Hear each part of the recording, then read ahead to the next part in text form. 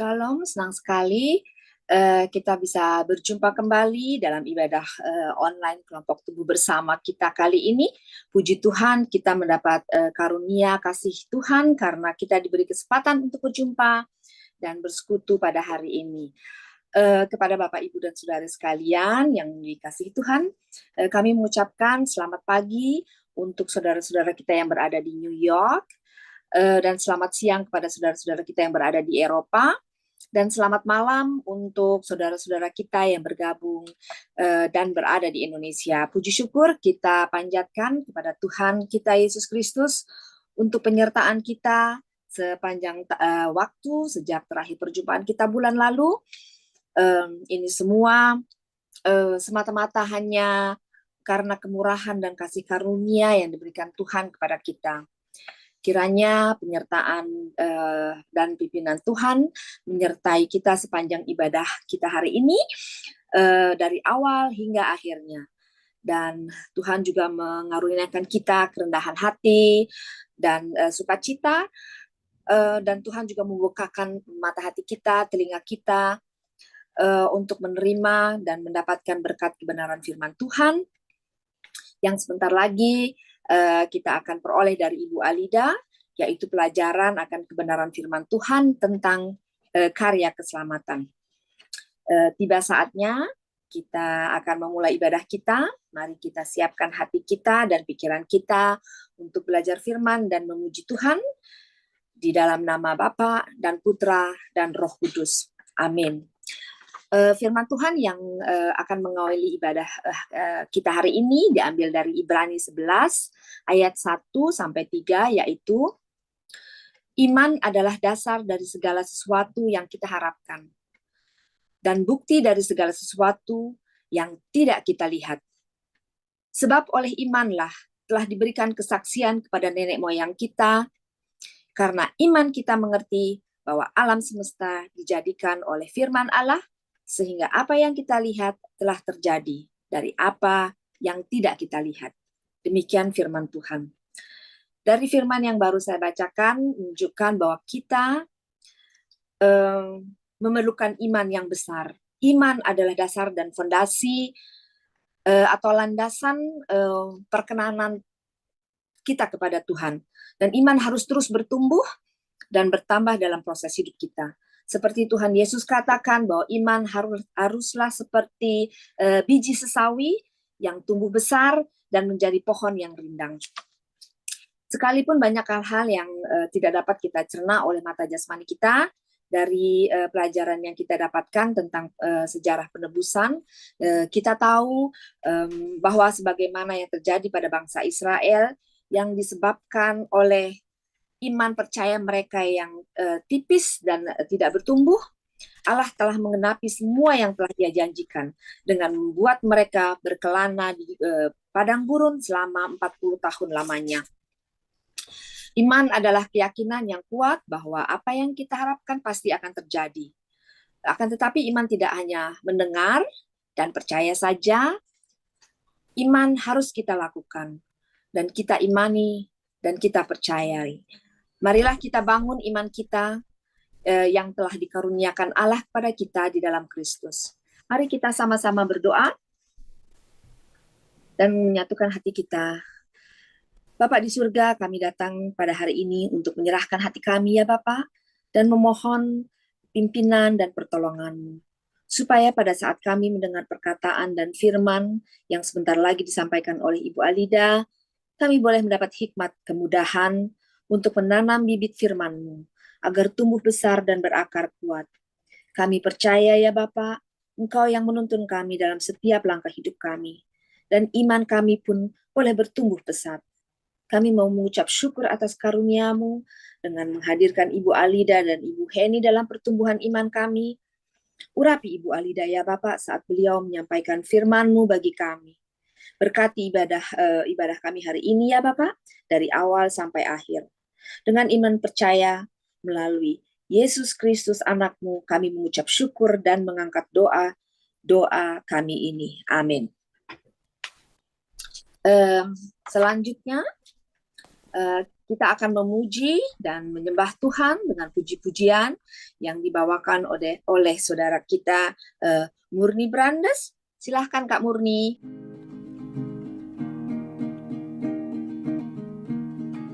Dia lahir untuk kami, dia mati untuk kami, dia bangkit untuk kami semua. Dia itu Tuhan kami, dia itu Allah kami, dia Raja di atas segala raja. Dia itu firman Allah yang turun ke bumi, yang jadi sama dengan manusia. Dia Yesus sobat kami, dia Yesus Tuhan kami, Sang Penebus Juru Selamat dunia, Sang Penebus Juru Selamat dunia. Dia lahir untuk kami, dia mati untuk kami, dia bangkit untuk kami semua. Dia itu Tuhan kami, dia itu Allah kami, dia Raja di atas segala raja. Dia itu firman Allah yang turun ke bumi, yang jadi sama dengan manusia.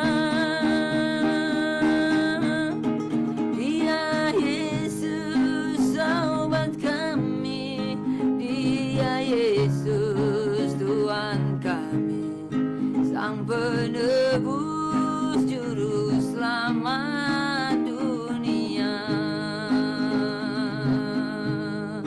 Sang Penebus Juru Selamat dunia, Sang Penebus Juru Selamat dunia.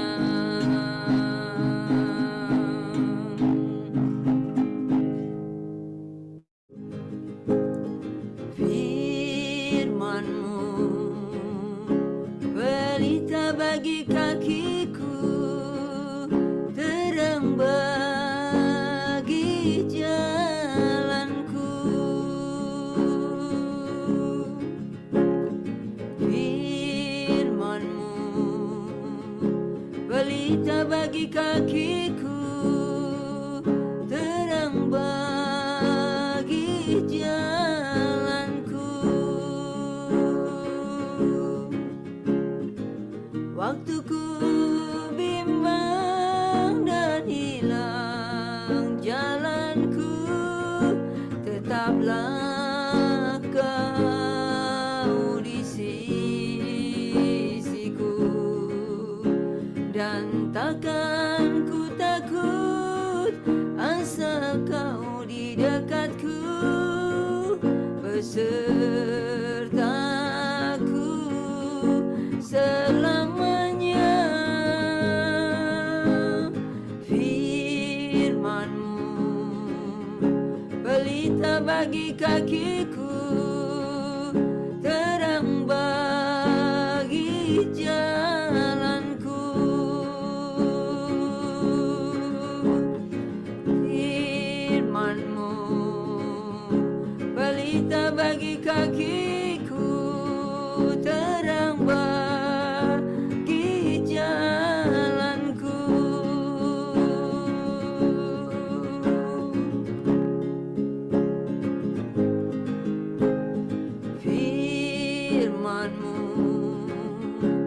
pelita bagi kakiku, terang bagi jalanku. Firman-Mu pelita bagi kakiku, terang bagi jalanku. Waktu ku bimbang dan hilang jalanku, tetaplah Kau di sisiku, dan takkan ku takut asal Kau di dekatku, besertaku selamanya. Firman-Mu pelita bagi kakiku, terang bagi jalanku, terang bagi jalanku.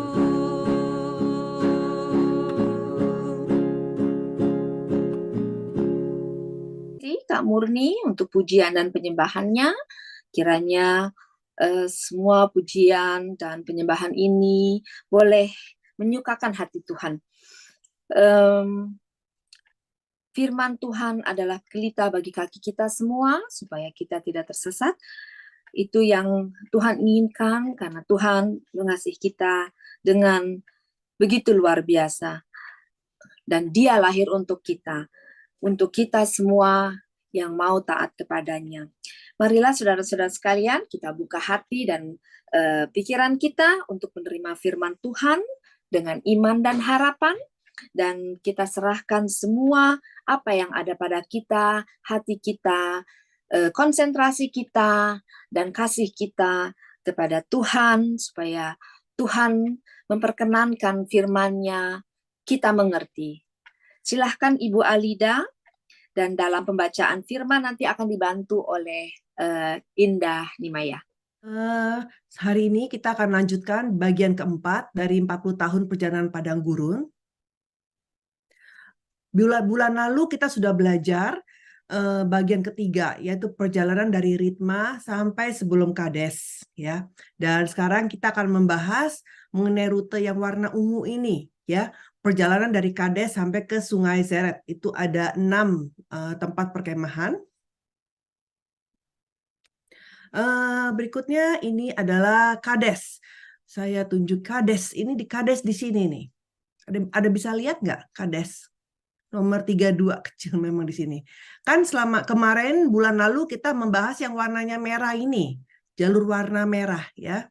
Dan awalnya dari 38 tahun yang lalu ini di Ritma, ya. Di Ritma mereka mengirim spy, ya. Jadi yang warna hijau ini mereka mengirim selama 40 tahun, selama 40 hari, dan karena mereka menolak untuk masuk ke Kanaan, maka mereka menerima hukuman harus tinggal di padang gurun, ya, selama 40 tahun.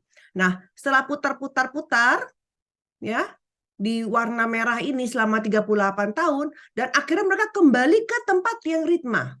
Kalau kita lihat ini jaraknya sangat pendek, ya. Ini sebenarnya Ritma sama Kades Barnea itu sama, daerah yang sama. Di Ritma juga tulisnya Kades, wilayah Kades Barnea.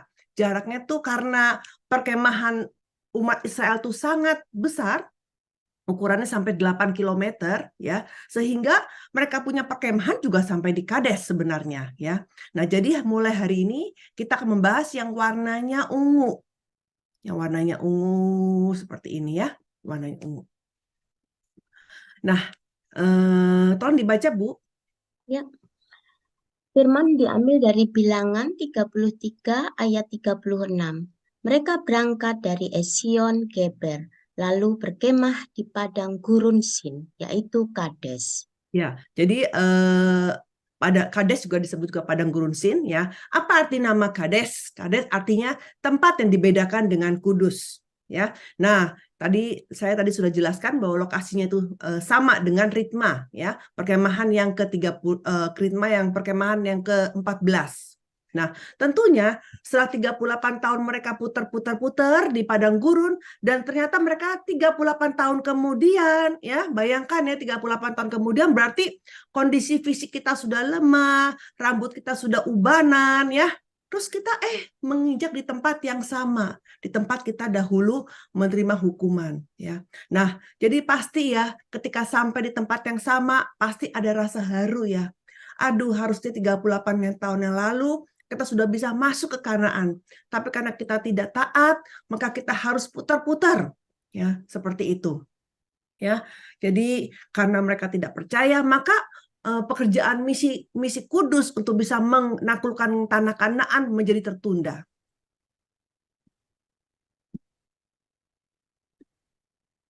Ya. Nah, apa yang terjadi di Kades? Di Kades ini ada dua peristiwa yang besar. Yang pertama adalah di Kades ini Miriam mati. Ya, tolong dibaca Bu ayatnya. Diambil dari Bilangan 20 ayat 1. Kemudian sampailah orang Israel, yakni segenap umat itu, ke padang gurun Sin dalam bulan pertama. Lalu tinggallah bangsa itu di Kades. Matilah Miriam di situ dan dikuburkan di situ. Iya, jadi ada peristiwa yang besar. Itu yang pertama adalah kematian Miriam. Nah, kenapa kita bilang kematian Miriam ini peristiwa yang besar? Karena Miriam juga adalah salah satu dari 3 pemimpin, ya kan? Nah, nama Miriam sendiri adalah tinggi, ya. Jadi sebenarnya bagus ya nama Miriam itu tinggi, ya. Gimana dia tidak tinggi? Dia adalah nabi yang pertama perempuan di Alkitab. Terus dia adalah kakak sulung dari Musa, ya. Dan dia yang menyelamat sebenarnya memang Tuhan yang menyelamatkan, tapi Miriam ini kan yang memperhatikan ketika bayi Musa itu dibuang di sungai Nil, dan kemudian dia sampai memperhatikan apa yang terjadi dengan adiknya ini, ya. Dan kemudian dia bisa dengan pintarnya dia bisa membujuk putri Firaun untuk mau nggak dicariin inang penasuh yang ibu buat menyusui. Terus dia mencari mamahnya lagi ini, ya. Jadi seperti itu, ya. Jadi ini benar-benar jasanya Miriam ini luar biasa, ya, untuk bayi Musa ini, untuk adiknya, ya. Dan kemudian ketika Firaun dan juga semua masukannya mati di Laut Merah, kemudian Miriam juga yang memimpin untuk menyanyi dan menari, ya, untuk memuji nama Tuhan, ya. Jadi dia bersama Harun ini membantu Musa, ya, sebagai 3 orang pemimpin, ya. Nah, tapi alasannya dia mati kenapa? Karena dia telah berbuat dosa, ya. Jadi dia sama Harun, masih ingat ceritanya waktu di Haserot? Kan di Haserot ini Musa ada mengambil atas perintah Tuhan, dia harus mengambil perempuan Kus sebagai istrinya. Dan di saat itu Miriam protes, ya. Kok kayaknya Tuhan nggak bicara apa-apa sama aku sama Harun seperti itu. Jadi dia tidak senang dengan keputusan Musa. Tolong dibaca, Bu. Diambil dari Bilangan 12 ayat 2. Kata mereka, sungguhkah Tuhan berfirman dengan perantaraan Musa saja? Bukankah dengan perantaraan kita juga ia berfirman? Dan ku dengarlah hal itu kepada Tuhan. Ya, ayatnya yang berikutnya. Dari Bilangan 12 ayat 8, berhadap-hadapan aku berbicara dengan dia, terus terang, bukan dengan teka-teki, dan ia memandang rupa Tuhan. Mengapakah kamu tidak takut mengintai hambaku Musa? Ya, ini kita sudah belajar ya waktu di Haserot, ya. Jadi Musa itu menerima wahyu langsung dari Tuhan. Tuhan bicara langsung kepada Musa. Tapi untuk Harun dan juga Miriam, karena statusnya beda, ya, statusnya beda walaupun sama-sama pemimpin, maka dia hanya menerima wahyu tidak langsung dari Tuhan. Apa tuh wahyu tidak langsung? Bisa dari mimpi, itu kan wahyu tidak langsung, seperti itu, ya. Jadi dia merasa, kok kayaknya Tuhan nggak kasih kita mimpi bahwa kamu harus menikah dengan perempuan Kus, seperti itu. Dan Tuhan marah karena Miriam ini protes, ya, atas apa yang Musa lakukan, ya. Ya, dan juga kemudian Miriam juga menantang Musa, ya. Padahal Tuhan itu sudah mengangkat Musa sebagai Allah bagi mereka. Ya, coba tolong dibaca. Dari Keluaran 4 ayat 16. Ia harus berbicara bagimu kepada bangsa itu. Dengan demikian, ia akan menjadi penyambung lidahmu dan engkau akan menjadi seperti Allah baginya. Dari Keluaran 7, Ya, silakan. Dari Keluaran 7 ayat 1, berfirmanlah Tuhan kepada Musa, lihat, aku mengangkat engkau sebagai Allah bagi Firaun, dan Harun abangmu akan menjadi nabimu. Kita lihat ya, statusnya Musa ini tinggi sekali ya. Sampai-sampai Tuhan bilang, engkau kuangkat sebagai Allah loh, sebagai Allah ini. Bagi Firaun, ya itu dia Kejadian 7 di Keluaran 7, kemudian di Keluaran 4 sebelumnya dia bilang apa? Ya, engkau akan menjadi seperti Allah baginya. Baginya ini maksudnya waktu kalau kita baca yang ayat-ayat berikutnya ini maksudnya ngomong mengenai Harun. Berarti di sini kita lihat bahwa Musa itu sangat tinggi posisinya sebagai Allah bagi orang Israel dan juga bagi orang-orang Mesir. Ya, luar biasa sekali ya seperti itu. Nah, tapi mereka Miriam itu memprotes ya, menantang Musa ya, sehingga pada akhirnya dia tidak bisa mengelak untuk mati di padang gurun dan dia tidak bisa masuk ke tanah perjanjian. Jadi seperti itu. Ya, jadi peristiwa yang pertama itu adalah kematian Miriam ya di Kades, dan yang kedua adalah mengenai peristiwa air. Ya. Jadi di Kades ada lagi peristiwa yang di mana mereka itu kehabisan air. Mereka tidak ada air ya. Dulu pernah kan itu terjadi waktu itu di di tempat perkemahan di Rafidim ya, di tempat perkemahan Rafidim ya, yang di mana mereka juga tidak ada air. Kemudian Tuhan perintahkan Musa untuk memukul sebuah gunung batu, dan kemudian keluarlah air seperti sungai sebanyaknya. Ya, nah di Kades juga sama. Jadi di dalam 40 tahun perjalanan padang gurun itu ada 2 kali ya masalah tidak ada air, dan dalam waktu 2 kali itu juga masalah gunung batu itu dipukul ya. Jadi ada 2 peristiwa. Jadi kadang-kadang kita baca Alkitab kita bingung, ini yang peristiwa yang mana, apa ini peristiwa yang sama? Tidak, ini adalah 2 peristiwa yang berbeda ya. Yang tadi di Rafidim itu awal perjalanan padang gurun, jadi di awal sekali, sedangkan di Kades ini adalah di akhir perjalanan padang gurun. Jadi 2 hal yang berbeda ya. Nah, waktu itu tidak ada air dan umatnya bertengkar lagi kepada Musa ya. Bayangkan, padahal ya 38 tahun yang lalu di awal perjalanan mereka juga sudah mengalami tidak ada air, dan juga Tuhan kasih mereka air ya. Dan tapi mereka lupa sama peristiwa itu, sehingga waktu tidak ada air mereka komplain lagi sama Musa ya. Nah, tapi kemudian Tuhan bilang apa kepada Musa? Tolong dibaca Bilangan 20 7-8. Dari Bilangan 20 ayat 7-8. Tuhan berfirman kepada Musa, ambillah tongkatmu itu, dan engkau dan Harun kakakmu harus menyuruh umat itu berkumpul. Katakanlah di depan mata mereka kepada bukit batu itu supaya diberi airnya. Demikianlah engkau mengeluarkan air dari bukit batu itu bagi mereka dan memberi minum umat itu serta ternaknya. Nah, kalau kita lihat di sini perintahnya berbeda. Kalau yang pertama di awal tahun Tuhan suruh apa? Tuhan suruh pukullah gunung batu itu, pukul ya. Dan kemudian sesuai dengan perintah Tuhan, Musa pukul ya. Tetapi kali ini beda. Tuhan suruh apa kepada Musa? Katakanlah, kayak kalau bahasa Inggrisnya speak to the rock ya, suruh bicara. Contohnya ini gunung batu depan saya. Hei gunung batu, keluarin air. Gitu, ya. Jadi maunya suruh kamu ngomong saja sama gunung batu itu, suruh keluarin air. Jadi kamu nggak usah pukul-pukul, nggak usah apa-apa, cuma tinggal katakan seperti itu. Jadi ini perintahnya berbeda, ya. Tetapi Musa dan Harun itu mungkin sudah tahu lah, mungkin jangan-jangan mereka mungkin secara perintahnya masih sama gitu ya. Jadi mereka mungkin tidak terlalu dengar bagaimana, sehingga mereka langsung apa yang mereka perbuat, mereka tidak berkata-kata kepada bukit batu itu. Malah apa yang mereka lakukan? Malah mereka pukul lagi gunung batu itu seperti peristiwa yang 40 tahun yang lalu. Ya, jadi mereka pikir firmannya sama, udahlah ikutin aja yang dulu-dulu, pukul aja lagi seperti itu. Seperti itu. Dan karena perbuatan mereka, maka Musa dan Harun pun mendapat hukuman di Kades bahwa mereka tidak bisa masuk Kanaan. Tolong dibaca.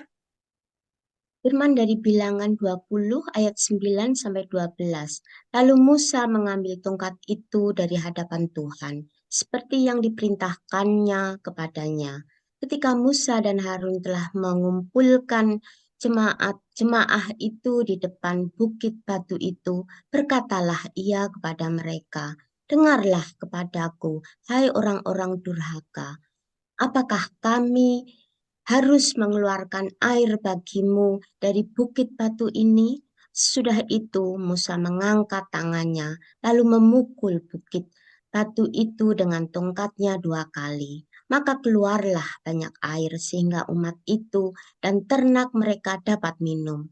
Tapi Tuhan berfirman kepada Musa dan Harun, "Karena kamu tidak percaya kepadaku dan tidak menghormati kekudusanku di depan mata orang Israel, itulah sebabnya kamu tidak akan membawa jemaah ini masuk ke negeri yang akan kuberikan kepada mereka." Ya, mengenai dosanya Musa ini nanti akan saya jelaskan di bulan depan ya, supaya lebih detail ya mengenai kematian Musa dan dosa-dosa Musa. Jadi yang ini saya nggak bahas secara mendetail mengenai kenapa tidak percaya, kenapa Tuhan bilang tidak percaya kepadaku dan tidak menghormati kekudusanku. Jadi tetap lanjut ya di bulan depan ya untuk dengar firman-Nya ya.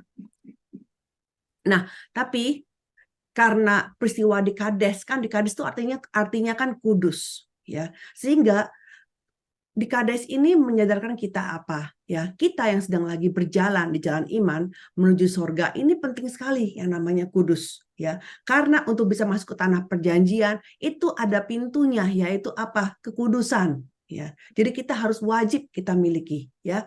Miriam karena ada dosa maka dia tidak bisa masuk ke tanah perjanjian. Kemudian tadi Musa dan juga Harun ya tadi Tuhan bilang apa? Kamu tidak percaya kepadaku dan tidak menghormati kekudusanku. Berarti ini tidak kudus kan?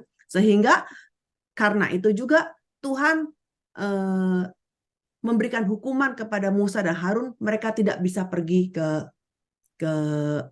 tanah perjanjian ya. Tolong dibaca.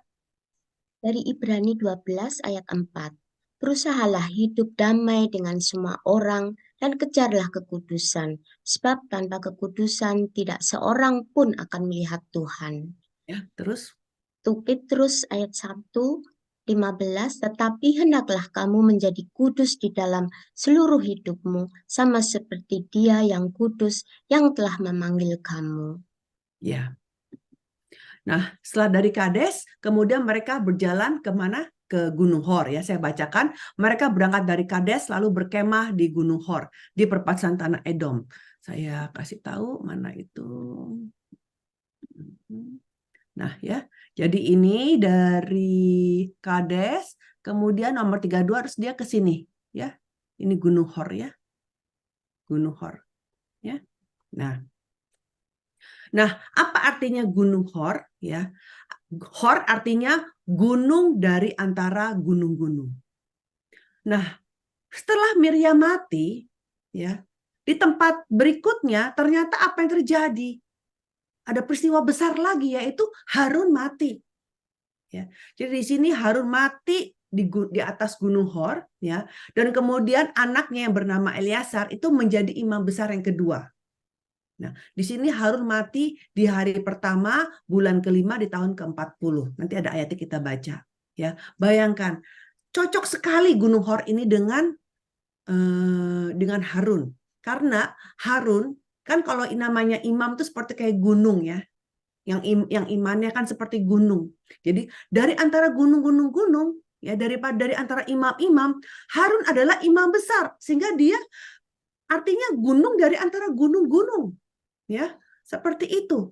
Dia udah dari antara imam, dia imam besar dan dia imam besar yang pertama lagi. Ya.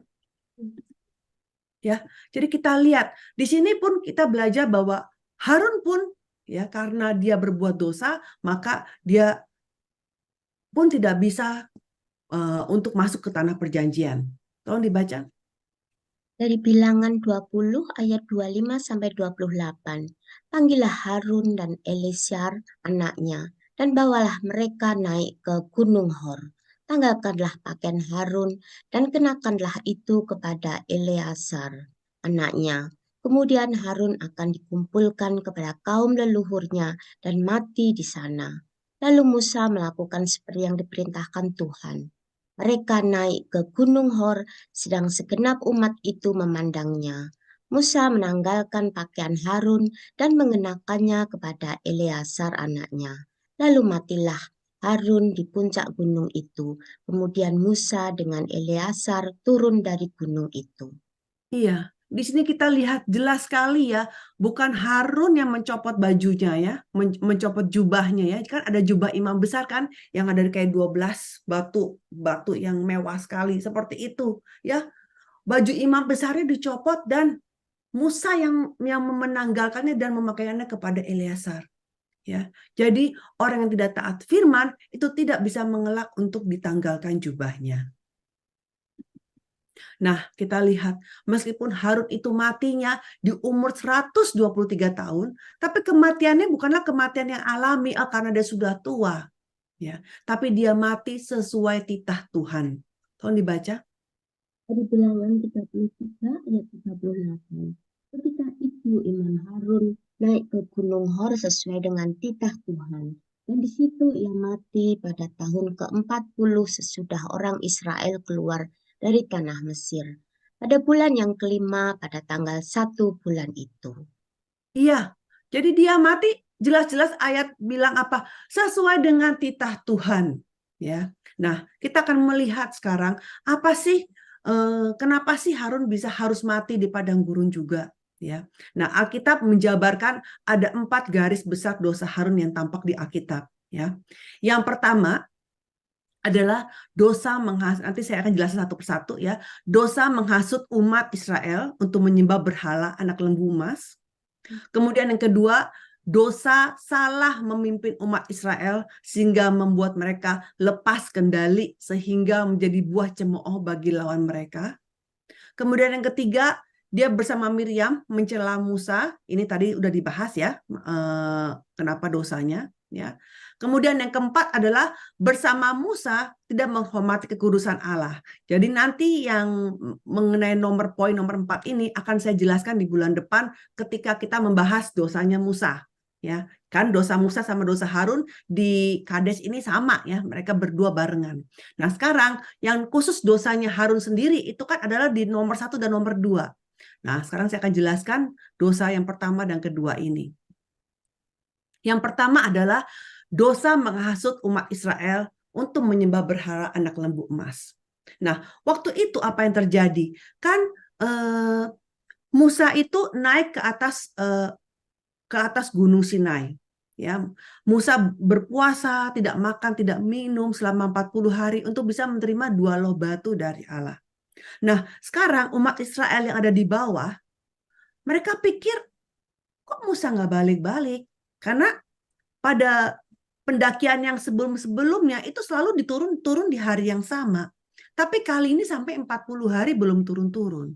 Ya, maka mereka bilang kepada Harun, ya, kalau gitu kita minta dibuatkan Allah, gitu, dibuatkan Allah saja, ya, untuk memimpin kita. Nah, seharusnya Harun yang sebagai imam besar harusnya menolak dong permintaan bangsa Israel, ya. Tapi di sini Harun bukannya menolak, malah mendengarkan ucapan umat Israel dan dia buatkan anak lembu emas itu. Tolong dibaca.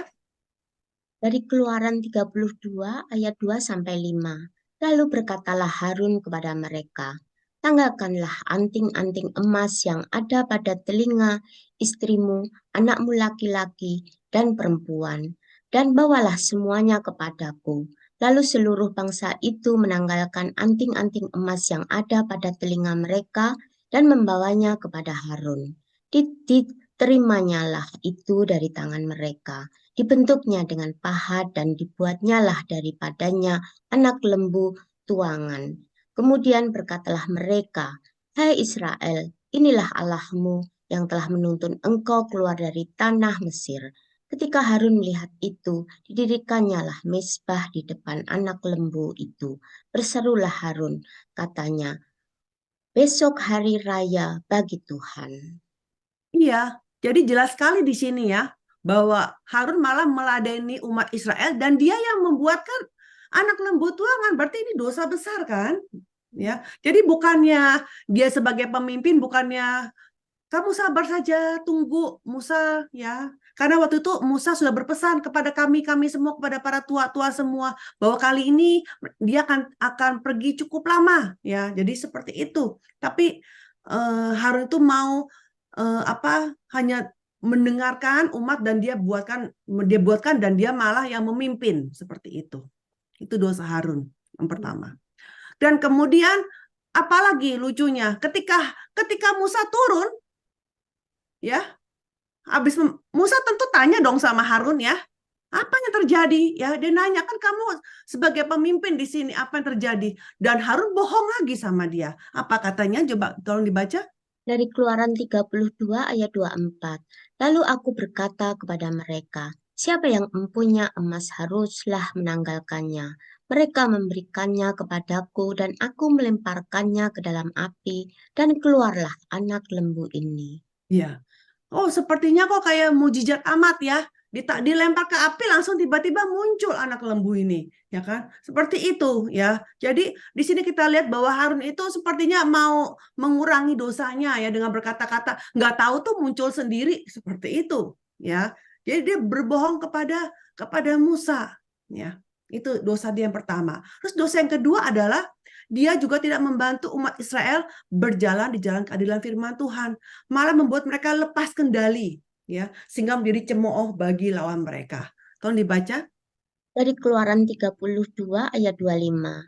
Ketika Musa melihat bahwa bangsa itu seperti kuda terlepas dari kandang, sebab Harun telah melepaskannya sampai menjadi buah cemooh bagi lawan mereka. Iya, jadi bukan hanya Harun yang memimpin penyembahan anak lembu emas, tapi juga mereka itu liar seperti kuda terlepas, ya, seperti lepas kendali seperti itu. Ya, kenapa dibilang seperti kuda lepas? Karena ternyata dalam bahasa Ibrani seperti kuda terlepas dari kandang ini dalam bahasa Ibrani artinya parah, artinya tidak terkendali atau telanjang. Ya, nah kalau kita nonton drama Korea atau drama Chinese drama itu, kalau orang lagi mabok-mabok biasanya kan ngomongnya jadi ngalor ngidul ya, jadi terus perbuatannya menjadi tidak senonoh ya. Kita tahu lah kalau orang mabok seperti apa ya. Jadi maksudnya seperti itu. Jadi perbuatan yang tidak terkendali ya. Nah, kalau kita lihat, tolong dibaca Bu, Keluaran 32 ayat 6. Keluaran 32 ayat 6. Dan keesokan harinya pagi-pagi maka mereka mempersembahkan korban bakaran dan korban keselamatan. Sesudah itu duduklah bangsa itu untuk makan dan minum. Kemudian bangunlah mereka dan bersukaria. Ya, bersukaria. Tapi dalam bahasa Ibraninya itu bukan ditulisnya bersukaria ya, tapi ikut dalam kesenangan kafir. Artinya mereka mengadakan pesta cabul sambil telanjang di hadapan berhala. Jadi melakukan, kalau bangsa kafir zaman dahulu di depannya berhala mereka bisa berhubungan seks. Seperti itu. Jadi mereka melakukan seperti itu lepas kendalinya. Jadi ya sudah menyembah berhala, terus cara menyembahnya tuh wah, seperti itu lepas kendali ya. Jadi berbuat cabul mereka di sana seperti itu. Jadi dosanya itu seperti itu. Kalau kita baca, kalau bahasa Jermannya apa? Coba sebentar. Kalau bahasa Indonesianya sangat halus sekali, jadi tidak jelas.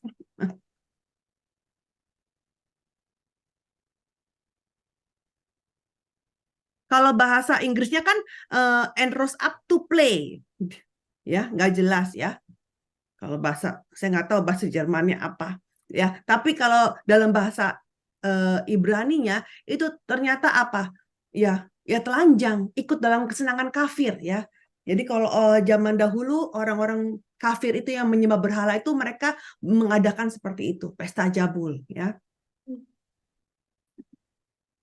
Jujur, ketika saya belum membaca buku sejarah kedua ini, saya tidak tahu seperti itu kondisinya. Saya pikir ya sudah cuma menyembah berhala saja begitu. Ternyata wah, sampai tidak terkendali, ya kan? Nah, saking murkanya melihat perbuatan mereka itu, Allah sampai bilang apa kepada Musa di Keluaran 32:10. Dia bilang dia mau membinasakan semua umat Israel dan dia memulai lagi dari satu orang. Kan kalau umat Israel itu kan mulainya dari satu orang kan, Abraham, ya kan? Dari satu Abraham menjadi bangsa Israel. Dan tadi Tuhan bilang, udahlah, saya mau musnahkan semuanya. Saya memulai dari kamu, Musa, maksudnya. Jadi maksudnya kayak Musa itu seperti Abraham gitu ya, Abraham yang kedua. Maksud seperti itu, ya kan?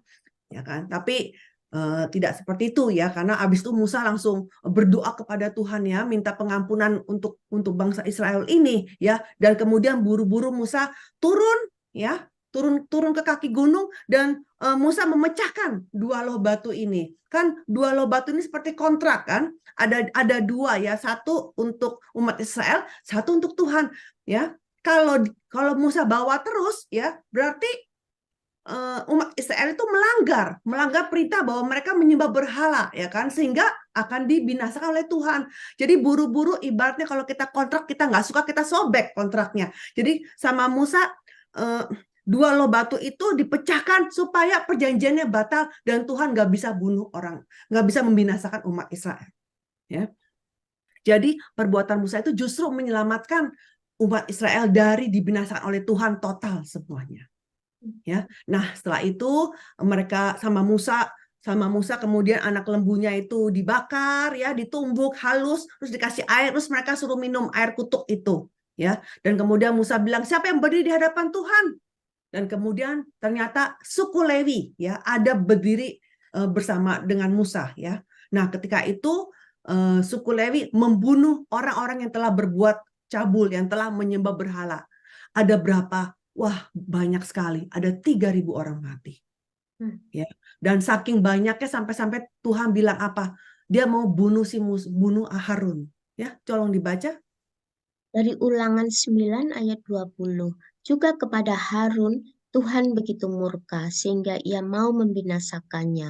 Maka pada waktu itu aku berdoa untuk Harun juga. Iya. Jadi Musa itu sampai doa perantara bukan hanya untuk umat Israel, tapi khusus untuk kakaknya Harun ini. Bayangin kakak ya, seperti itu ya kan, kakaknya dia ini Harun ya kan. Bagaimanapun juga Harun adalah yang bantu dia selama ini bicara ya kan. Waktu itu ketika dia dipanggil, ketika Musa dipanggil oleh Tuhan, Musa bilang sama Tuhan, "Aduh Tuhan, aku ini nggak pinter ngomong ya kan." Terus Tuhan bilang, "Itu kamu punya kakak kamu Harun. Bela dia menjadi pembicara ya." Seperti itu, jadi speakernya gitu ya kan. Nah, seperti itu ya. Jadi Musa tuh sampai berdoa kepada Tuhan itu untuk doa supaya Harun tidak mati dan juga supaya umat Israel tidak mati. Seperti itu. Ya, jadi di Gunung Hor terjadi peristiwa yang sangat menyedihkan sekali yang di mana dua pemimpin sudah mati ya. Tadi di Kades sudah mati, Miriam udah gitu di 33 ini di Gunung Hor ya. Ada Harun mati ya. Nah, sekarang yang perkemahan yang nomor 34 adalah Salmona. Ini bisa kelihatan nggak sih saya punya yang spotlight ini? Kelihatan nggak? Bisa, Bu. Kelihatan ya? Ya, kelihatan ya. Nah, jadi dari Gunung Hor ke Salmona, ini Salmona. Ya. Coba kita pikir ya. Kita kan mau ke sini kan, mau nyebrang ke sini. Logikanya maunya langsung dong dari sini ngek gitu ya, langsung ke sini ya. Tetapi ternyata harus muter ke bawah seperti ini. Ya. Coba bayangkan. Salmona ini artinya apa? Gelap ya. Bernaung kan, kalau naung itu ada bayangan ya. Ada shadow ya, bernaung ya, gelap ya. Jadi bayangin gimana hati umat Israel tidak gelap ya. Udah melihat pemimpin mereka mati ya. Mereka berkabung untuk harus selama 30 hari. Terus gimana mereka tidak bergelap lagi? Mereka harusnya ke sini langsung ke Moab. Tapi masalahnya untuk bisa pergi ke daerah Moab ini, mesti melewati daerah Edom. Mereka harus apa? Harus permisi sama Raja Edom. Aku mau numpang lewat gitu. Mau lewat jalan sini untuk bisa jalan pintas untuk bisa langsung ke sini. Tapi Raja Edom tidak kasih izin. Ya, mau tidak mau mereka harus memutar. Mereka harus memutar ya untuk bisa ke tempat yang di sini. Ya, pasti hatinya jadi gelap ya. Sudah lihat pemimpinnya mati, ya, kemudian disuruh jalannya muter, ya, gelap hati mereka. Dan Tuhan masalahnya tidak suruh mengizinkan mereka untuk perang sana sama Edom, tidak. Baca ayatnya, tolong dibaca. Dari Bilangan 20 ayat 17 sampai 21. Izinkanlah kiranya kami melalui negerimu. Tapi orang Edom berkata kepada mereka, tidak boleh kamu melalui daerah kami. Nanti kami keluar menjumpai kamu dengan pedang. Ketika orang Edom tidak mau mengizinkan orang Israel, lalu dari daerahnya, maka orang Israel menyimpang meninggalkannya. Ya. Sebenarnya di dalam padang gurun ini sebenarnya mereka ada perang-perang dengan bangsa-bangsa lain juga. Ya, nanti kita akan bahas itu. Tetapi perang itu yang diizinkan oleh Tuhan. Ya, yang memang Tuhan bilang harus perang gitu. Tapi di sini Tuhan nggak kasih mereka izin. Ya, karena bagaimanapun Edom ini kan keturunan dari mana? Nenek moyang mereka adalah Esau. Esau berarti kan kakaknya Yakub, ya kan? Jadi masih ada saudara, ya kan? Jadi maunya damai. Tuhan mau damai, ya. Oke, nggak dikasih izin, kamu mutar saja, ya. Tapi walaupun disuruh mutar, hatinya jadi gelap, ya. Jadi kegelapan ini mulai merembes di dalam hati umat Israel. Udah gitu muternya bukan jalan-jalan yang lancar ya. Ternyata waktu mutar itu harus melewati perbukitan yang curam, ya, yang sulit seperti itu, pergunungan, ya. Jadi mereka hati menjadi gelap seperti itu. Nah, tapi meskipun Tuhan yang menyuruh mereka lewat jalan muter, ya, tetapi jika itu memang itu tuh jalan yang Tuhan tunjuk, itu adalah jalan yang benar. Ya, tolong dibaca. Dari Mazmur 107 ayat 7, di bawahnya mereka menempuh jalan yang lurus, dalam bahasa Inggris the right way, sehingga sampai ke kota tempat kediaman orang. Iya, jadi walaupun Tuhan suruh jalan yang mutar, kalau memang itu memang kehendak Tuhan, maka itu jalan yang benar. Ya. Nah, sedang Salmona bisa bayangin nggak nih? Mereka lewat ke sini, sampailah mereka di Funon. Nah, sebenarnya saya harus kasih tahu dulu ya, 42 tempat perkemahan ini bukannya berarti habis dari sini mereka non-stop dari pagi sampai pagi lagi gitu misalkan gitu ya, berjalan sampai di Funon, itu enggak ya. Jadi di sini ini artinya ini adalah perkemahan yang memang sesuai dengan destinasi. Tetapi ketika mereka sampai di sini misalkan udah malam, ya udah beristirahat. Terus besok paginya mereka berangkat lagi. Jadi hanya yang di sini-sini ya tentu setiap malam ya mereka tentu stop dong berkemah untuk istirahat ya. Ya. Jadi bukannya berarti 42 tempat perkemahan itu bukannya, karena waktu itu ditanya sama sekolah minggu, anak sekolah minggu. Jadi itu kalau lagi jalan itu udah berhentinya cuma di situ ya? Oh enggak ya. Karena dalam jalan ini kan perlu berhari-hari ya. Dalam berjalan ini ya perlu waktu kan, mereka berjalan kaki kan. Sehingga kalau lewat malam ya tentu mereka istirahat. Tapi besoknya mereka berkemas lagi langsung buru-buru jalan lagi. Ya, baru sampai di sinilah mereka cukup lama berhentinya. Ya, jadi ini 42 itu adalah tempat yang resmi yang dicatat oleh Musa.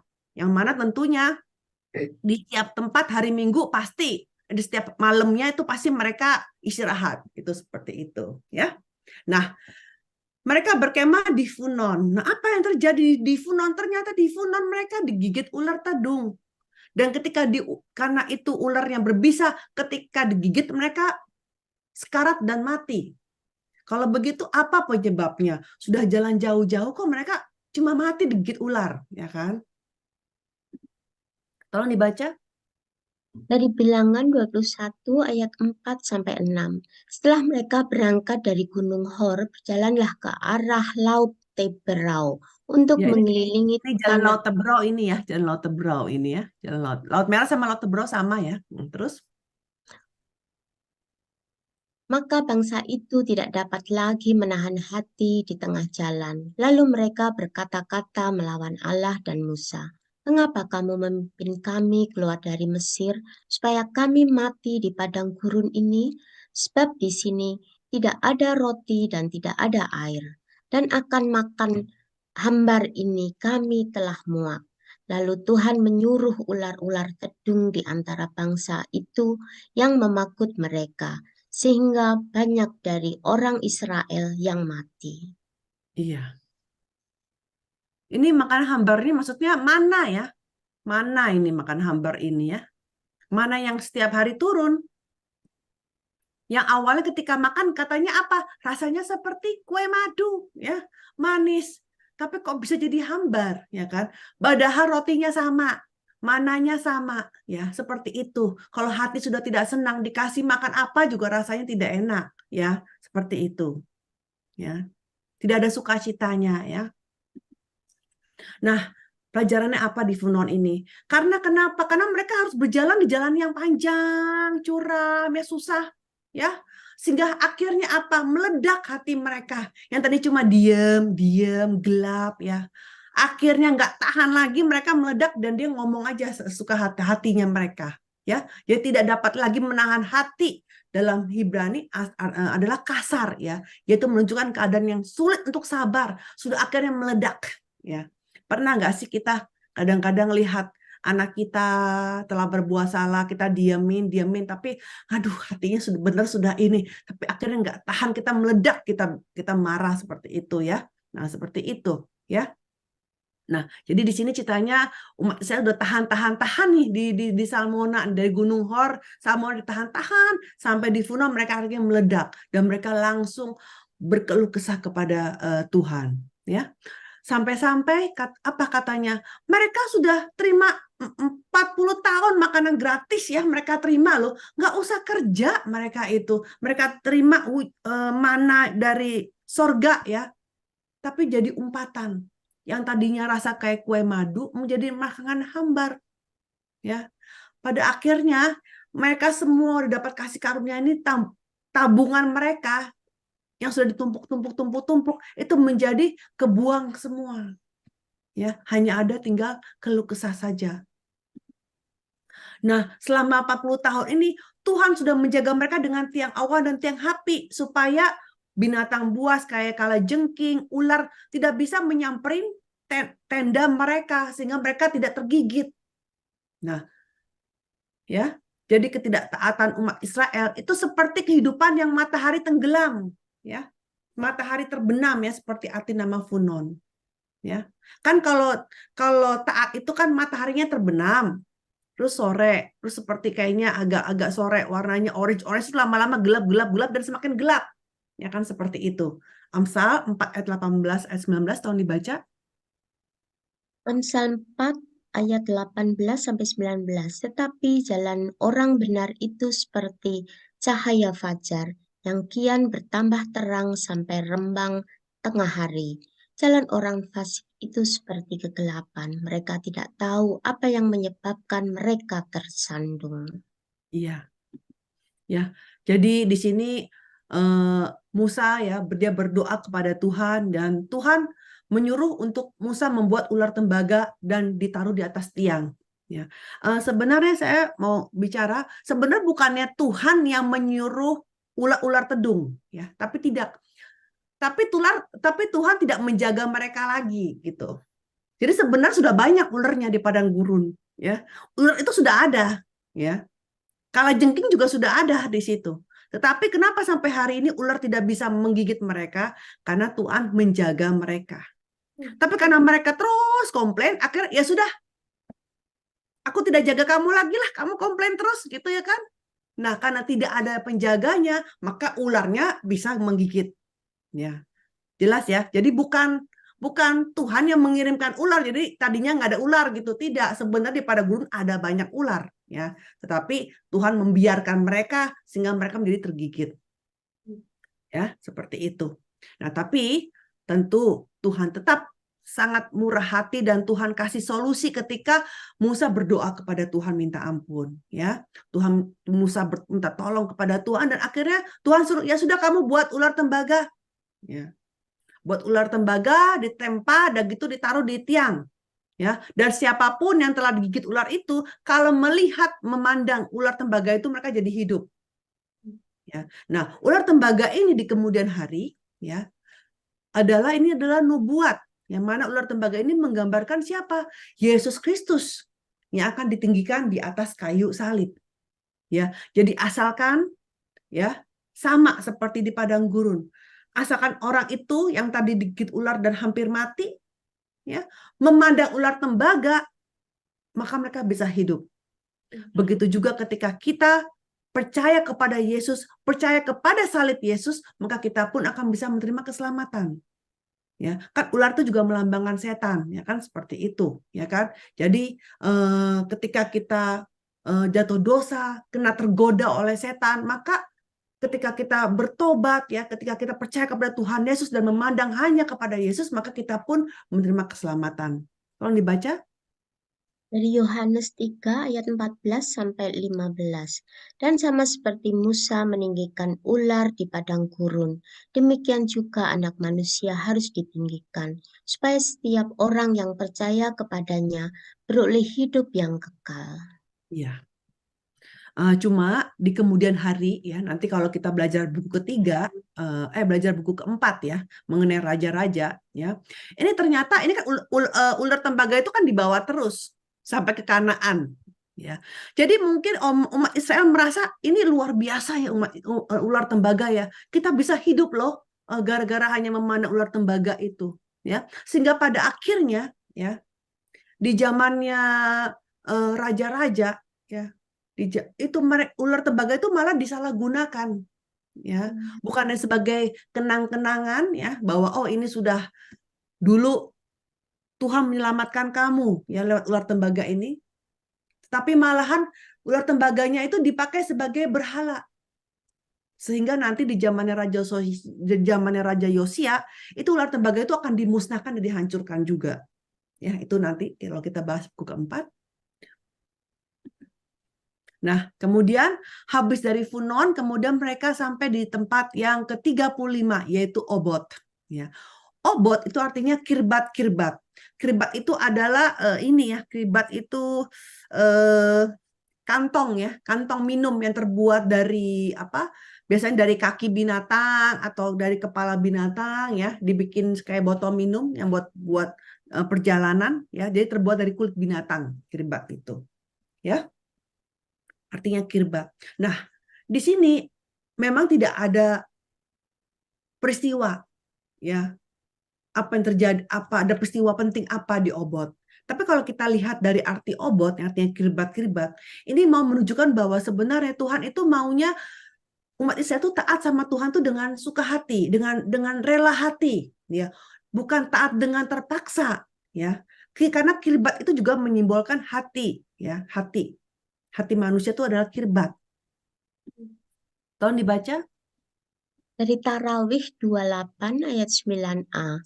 Dan engkau anakku Salomo, kenalah Allahmu, ayahmu, dan beribadalah kepadanya dengan tulus ikhlas dan dengan rela hati. Sebab Tuhan menyelidiki segala hati dan mengerti segala niat dan cita-cita. Ya, misalkan kita hari Minggu ke gereja, itu kita datang dengan sukacita, dengan rela hati. Jadi bukan datang dengan, aduh hari Minggu lagi gitu, aku mesti datang lagi ke gereja. Bukan seperti itu. Kalau itu berarti dengan terpaksa, ya. Nah, Tuhan tahu hati kita, ya. Tuhan mau kita ikut Tuhan dengan rela hati, ya. Jadi ketika kita percaya sama firman, ya, dengan tanpa ada keraguan apapun, ya, maka ya kita bisa menjalankan kehidupan ini meskipun seperti kayak padang gurun, tapi dengan tetap hati sukacita, ya. Jadi lewat peristiwa yang di Funon ya, umat mau disadarkan ya betapa ketika mereka menerima firman Tuhan, mereka harus taati dengan sukacita, dengan rela hati. Tolong dibaca. Dari Matius 9 ayat 17. Begitu pula anggur yang baru tidak diisikan ke dalam kantong kulit yang tua. Karena jika demikian kantong itu akan koyak sehingga anggur itu terbuang dan kantong itu pun hancur. Tetapi anggur yang baru disimpan orang dalam kantong yang baru pula. Dan dengan demikian terpeliharalah kedua-duanya. Iya, kan kirbat itu yang kantongnya dari kulit itu kan juga selain biasanya sebagai kantong susu ya, atau sebagai tempat kantong anggur ya. Nah, di sini ketika Yesus memberikan perumpamaan mengenai anggur baru sama kantong kulit yang tua atau kantong kulit yang baru, ini anggur baru ini melambangkan firman Tuhan. Ya, firman Yesus, dan kantong anggur yang baru itu menyimbolkan hati manusia. Nah, sekarang kalau kita lihat kulit ya, kalau kulitnya masih muda, masih baru ya, itu akan anggur itu kalau dituangkan itu dia bisa berfermentasi sehingga dia bisa mengembang ya. Nah, kalau kulit yang masih baru itu masih elastis ya. Jadi ketika anggurnya mengembang, dia juga ikut bisa ketarik seperti itu ya. Tetapi kalau kalau kantongnya sudah tua kan sudah keras ya kan. Jadi ketika ditarik untuk supaya bisa ketika anggurnya mengembang, dianya nggak bisa, karena nggak bisa dan bisa jadi sobek seperti itu. Nah, jadi sama juga ketika kita menerima firman baru ya, hati juga harus dikosongkan. Lewat apa? Kita harus lewat pertobatan, bisa menerima Yesus dengan sungguh-sungguh. Jadi hati ini udah dikosongkan. Setiap kali hari Minggu kita datang ke gereja, hatinya dikosongin ya untuk terima firman hari ini ya. Tapi kalau hati kita sudah penuh dengan pikiran-pikiran dunia, nggak akan bisa masuk firman itu nggak bisa masuk ya, jadinya nanti pecah, terbuang seperti itu ya. Nah, kemudian perkemahan yang terakhir yang warna ungu ini adalah reruntuhan Abarim. Namanya reruntuhan Abarim. Nah, kalau kita lihat di sini, Abarim ini di tengah-tengah ya, antara wilayah Edom dan juga wilayah Moab. Dan bisa lihat nggak, ini warnanya ada yang warna biru. Ini namanya Sungai Seret. Ya, memang sungainya ini kecil ya, sungainya kecil, Sungai Seret. Tapi walaupun kecil tetap mesti diseberang, harus diseberangi ya. Nah, kenapa namanya reruntuhan Abarim? Karena memang ternyata daerah ini memang daerahnya itu banyak bebatuan ya. Karena banyak bebatuan sehingga baik Moab maupun Edom nggak tertarik sama daerah ini ya. Dan karena tidak tertarik, nggak ada penghuninya, maka ya jadinya kosong ya. Kosong, nggak ada yang mau klaim gitu ya, ini punya Edom atau ini punya Moab gitu, tidak ya. Ya, jadi nggak ada yang tinggalin seperti itu. Jadi daerahnya memang tidak diminati ya oleh baik Edom maupun Moab karena nggak bisa ditinggali ya, karena banyak batu-batu ya, banyak tebing batu ya. Nah, jadi mereka di sini, dan mereka ini peruntuhan Abarim ini pas di sebelum Sungai Zeret. Jadi kalau mau menuju ke sini harus menyeberang Sungai Seret. Ya. Ya, tolong dibaca Bu ulangannya. Dari Ulangan 2 ayat 13 sampai 15. Jadi sekarang bersiaplah kamu dan seberangilah Sungai Seret. Lalu mereka menyeberangi Sungai Seret.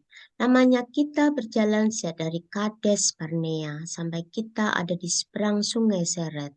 Ada 38 tahun, sampai seluruh angkatan itu, yakni prajurit, habis binasa dari perkemahan, seperti yang dijanjikan Tuhan dengan sumpah kepada mereka. Dan tangan Tuhan juga melawan mereka untuk menghamburkan mereka dari perkemahan, sehingga mereka habis binasa. Iya, ketika di Ritma, ya, perkemahan yang ke-14, ya, Ritma sama dengan Kades Barnea sama ya, Ritma sama Kades Barnea. Kan Tuhan bilang, kamu semua mati. sesuai dengan perkataan kamu, kecuali Yosua dan Galeb. Ya. Dan pada waktu itu selama 30 tahun ada aja yang mati. Ini mati, itu mati ya. Entah matinya digigit ular ya, atau matinya yang lain ya, seperti itu. Jadi mati dalam perjalanan itu selama 38 tahun ya. Tetapi tentu pasti ada juga yang belum mati, ya kan? Nah, sisanya yang belum mati ya, kan berarti yang mati itu ada yang mati yang belum ada sisanya kan. Nah, sisanya yang mati itu ternyata Tuhan binasakan di situ di reruntuhan Abarim. Entah bagaimana, seperti kayak kena tulah gitu, mereka mati semua di situ.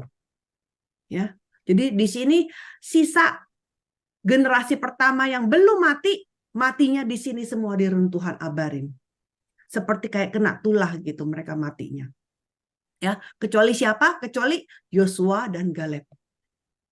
Jadi di sini ketika ini di ulangan 2 ini sebenarnya Musa lagi berkhotbah. Dia lagi kasih tahu kepada siapa? Generasi kedua bahwa kamu punya bapakmu itu sudah mati ya, sebelum menyeberangi Sungai Seret. Di mana di runtuhan Abarim ini sisanya yang mati di sini. Jadi Musa lagi berkhotbah kepada generasi kedua waktu itu. Ya. Nah, jadi reruntuhan Abarim itu sesuai dengan artinya menjadi jalan reruntuhan. Sesuai arti tempat itu. Karena kenapa? Seluruh prajurit dari generasi pertama yang masih hidup mati. Nah, tapi lucunya, yang uniknya, reruntuhan Abarim itu kan namanya negatif. Tapi ada nama positifnya juga. Tolong dibaca. Dari Bilangan 21 ayat 11. Berangkatlah mereka dari Obot, lalu berkemah dekat reruntuhan di Abarim, di padang gurun yang di sebelah timur Moab.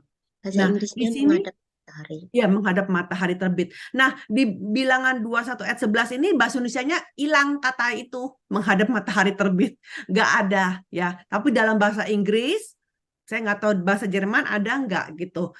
Di bahasa Inggris itu ditulisnya toward the sunrise, itu menghadap matahari terbit gitu. Menghadap matahari terbit ya. Jadi Indonesianya hilang ya kata itu ya. Jadi walaupun sepertinya reruntuhan bagi generasi pertama, reruntuhan Abarim ini adalah jalan reruntuhan.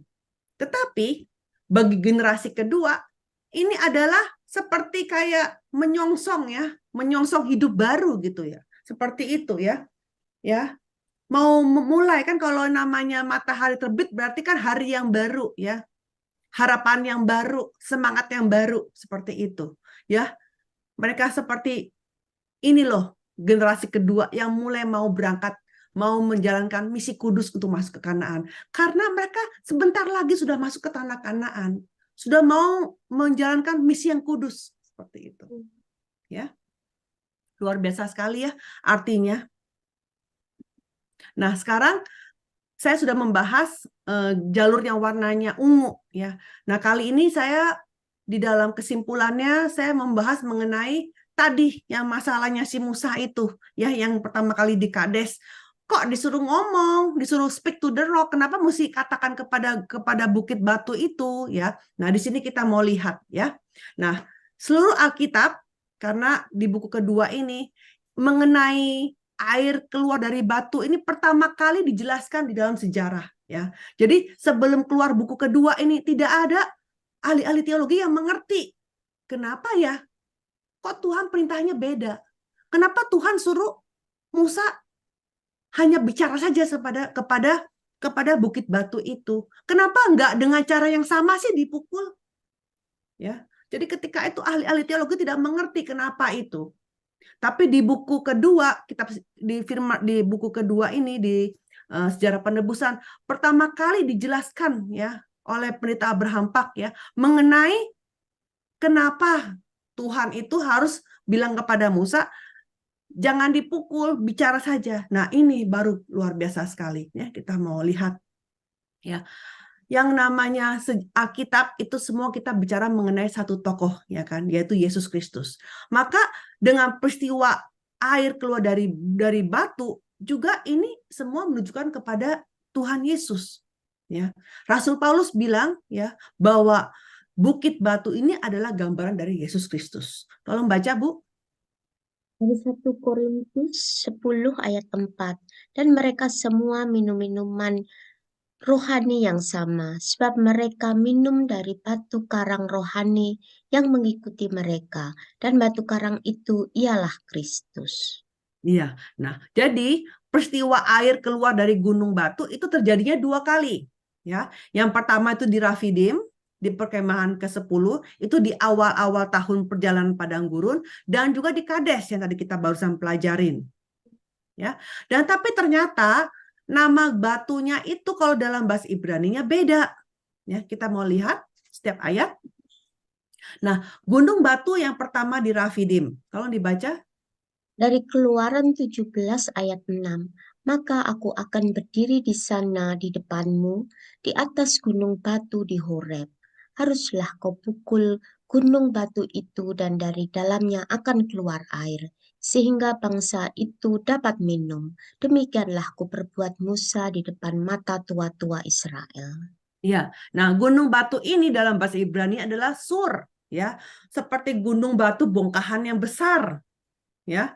Nah biasanya kalau di Alkitab ketika mau menggambarkan bahwa Tuhan itu adalah kuat, maha kuasa, maha besar seperti itu ya. Nah biasanya itu di Mazmur, di Amsal tuh bilangnya tuh pakai gunung batu yang sur, seperti itu, ya.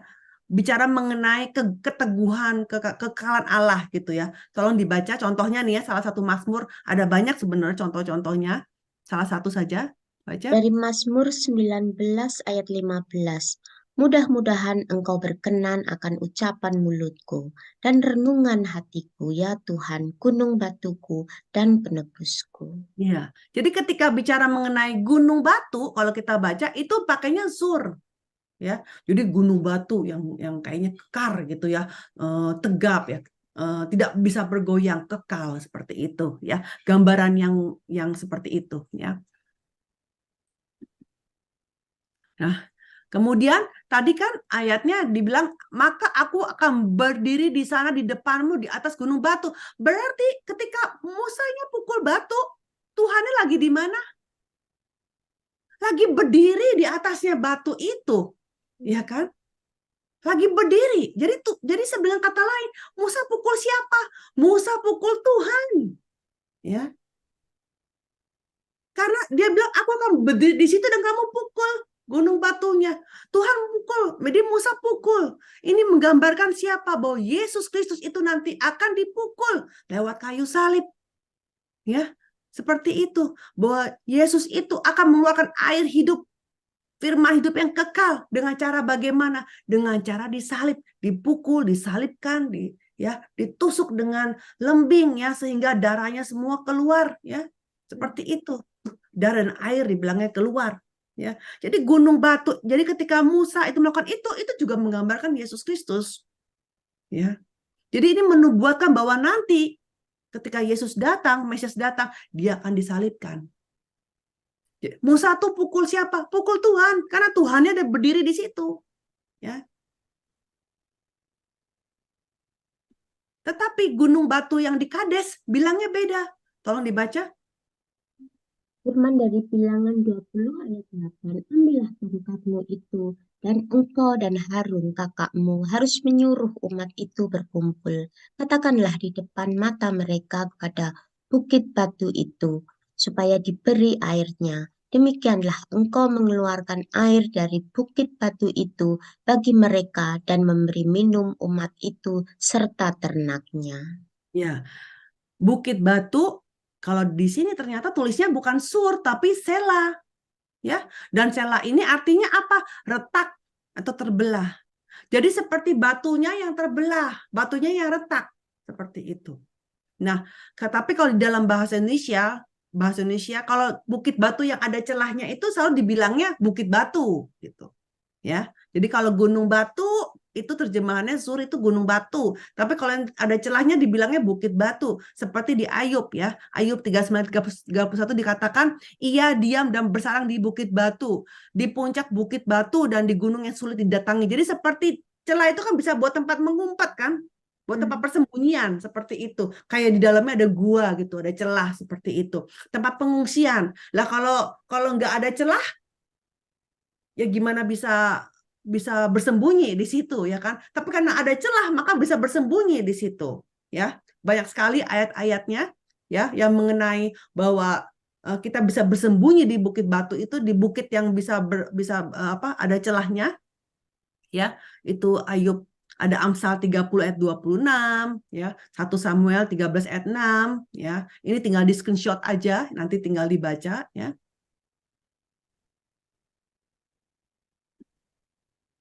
Nah, karena sudah ada celahnya, jadi batu itu sudah retak ya, nggak perlu dipukul lagi. Makanya Tuhan bilang apa? Kamu ngomong saja sama batu ini gitu.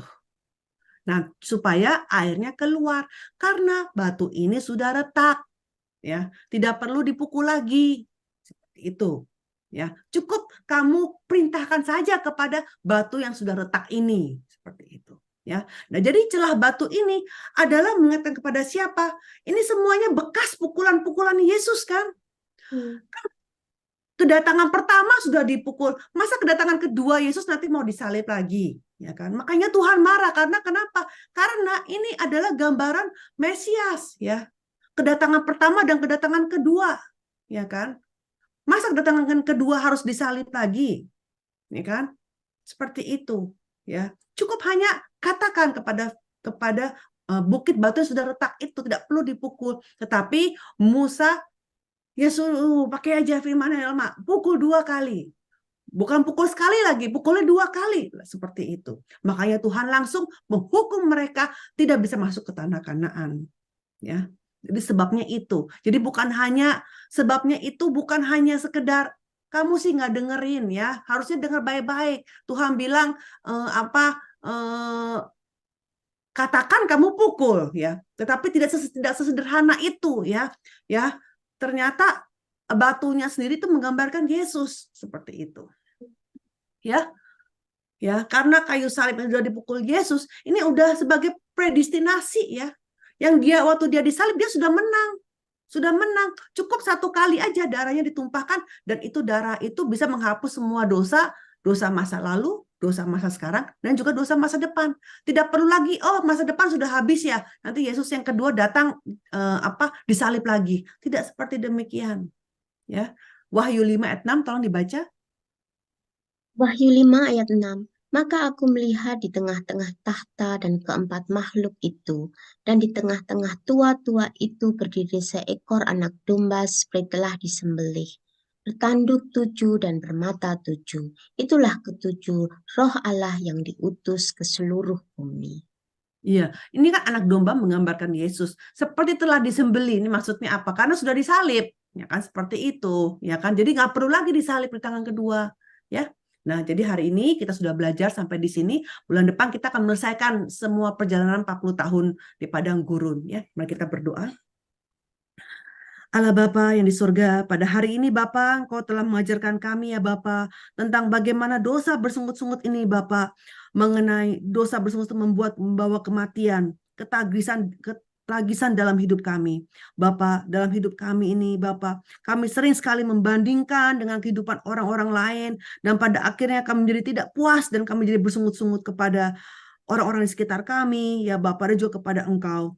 Bapak, tingkah laku kami ini persis seperti umat Israel yang ada di padang gurun. Bapak, kami lupa bahwa betapa banyaknya kasih karunia Bapak yang tidak terhitung, yang telah Engkau limpahkan kepada kami.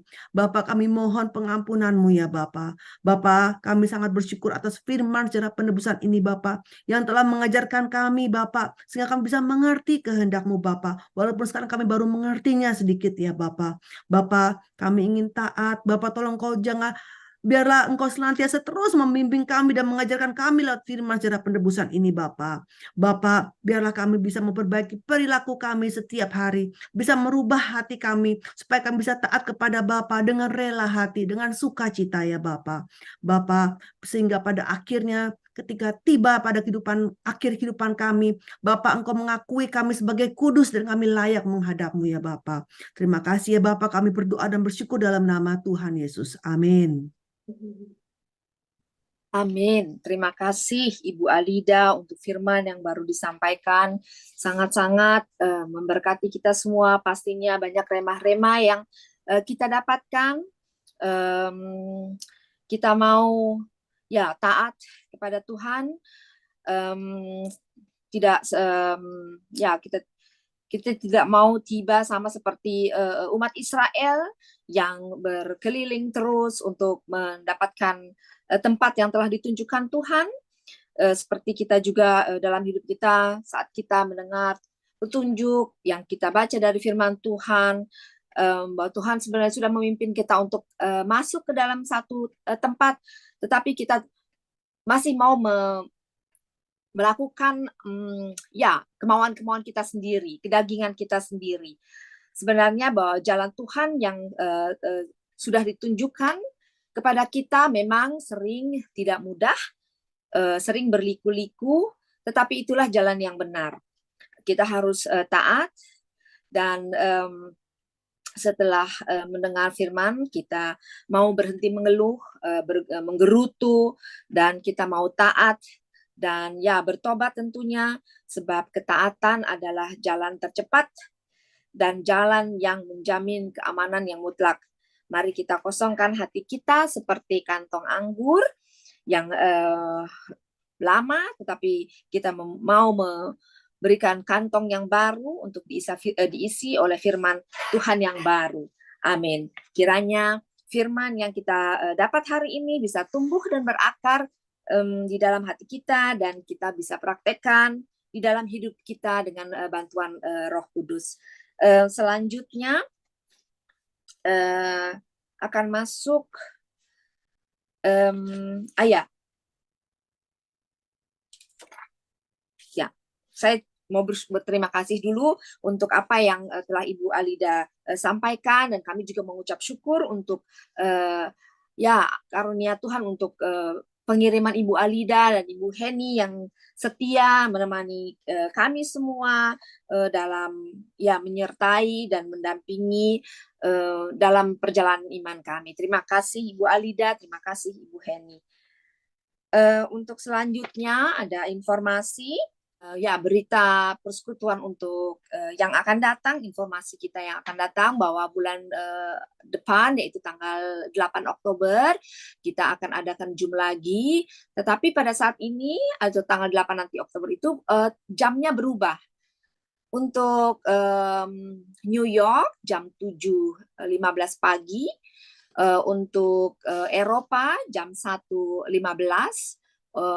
dan untuk Indonesia jam 19.15 atau jam 7 malam, 7:15.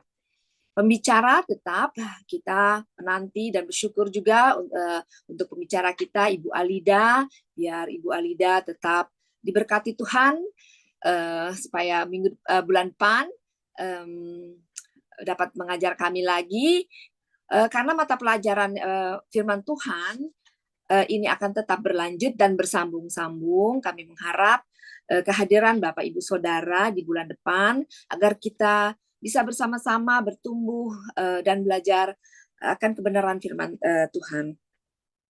Untuk selanjutnya nanti setelah kita selesai dengan Zoom ini, kita akan mengadakan tanya jawab selama 15 menit, dan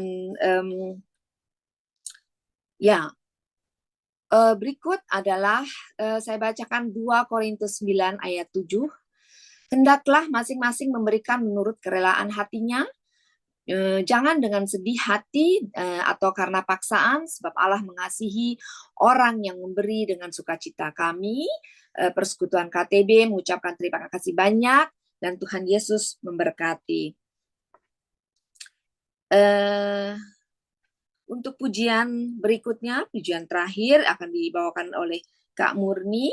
Silahkan Kak Murni. Dan setelah itu akan ada doa syafaat yang dibawakan oleh Kuana, dan selanjutnya akan ditutup dengan doa penutup dan doa menerima berkat dari Ibu Heni.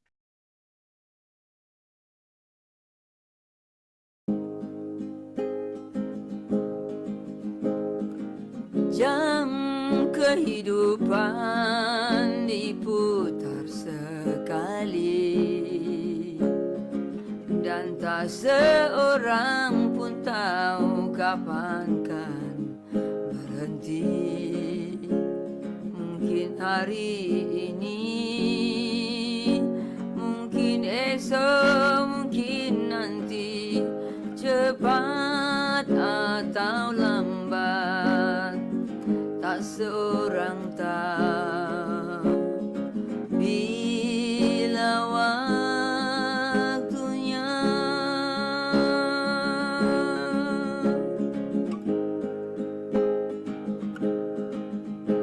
Jam kehidupan diputar sekali, dan tak seorang pun tahu kapan kan berhenti. Sadarilah kawan, hidup ini tak terulang. Sekarang waktunya yang kau miliki. Sekarang waktunya.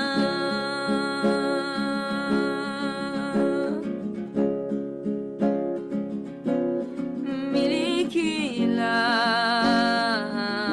kasih Yesus yang menjadikan hidupmu berarti.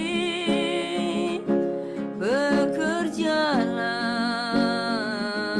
di ladangnya agar hidup tiada percuma.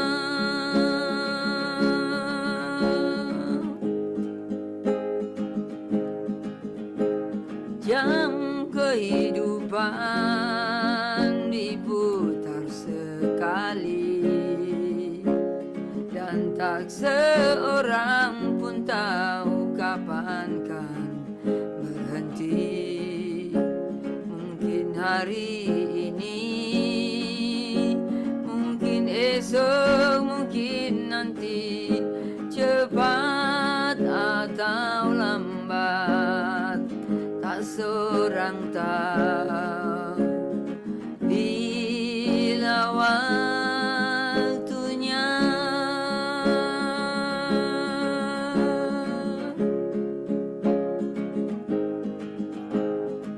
Jam kehidupan diputar sekali, dan tak seorang pun tahu kapan kan berhenti. Sadarilah kawan, hidup ini tak terulang. Sekarang waktunya yang kau miliki. Sekarang waktunya.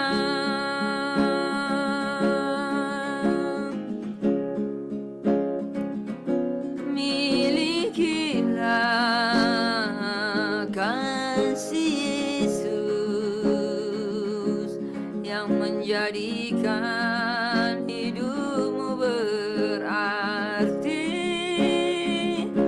Bekerjalah di ladangnya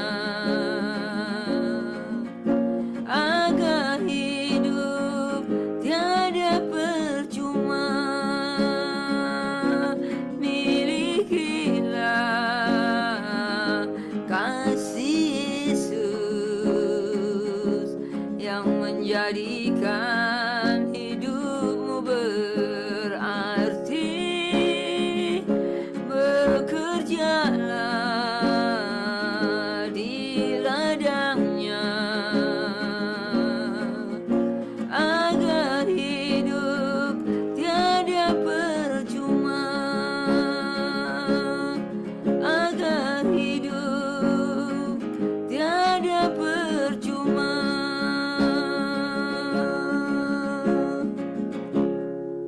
Amin. Ya, tiba saatnya kita akan mengadakan doa syafaat.